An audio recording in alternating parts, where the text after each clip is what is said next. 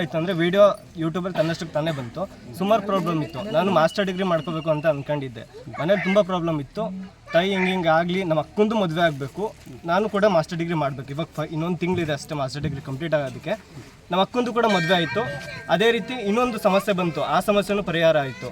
ಇತ್ತೀಚೆಗೆ ಒಂದು ಏನು ಪ್ರಾಬ್ಲಮ್ ಆಯಿತು ಅಂತಂದರೆ, ನನಗೆ ಸರ್ಪಸುತ್ತು 5 ವರ್ಷದಿಂದ ಸರ್ಪಸುತ್ತು ಥರ ಆಗಿತ್ತು.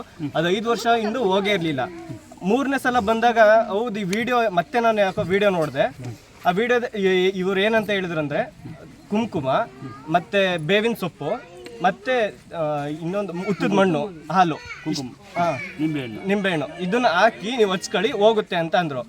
ಆಮೇಲೆ ನಾನು 3ನೇ ಸಲ ಬಂದಾಗ ಅದನ್ನ ಹಾಕಿ ಹಚ್ಕೊಂಡಾಗ 3 ದಿನಕ್ಕೆ 90% ಅಷ್ಟು ಹೋಗಿದೆ. ಜಸ್ಟ್ ಇವಾಗ ಒಂದು ಸ್ವಲ್ಪ ದಿನ ಅಷ್ಟೇ ಇರೋದು.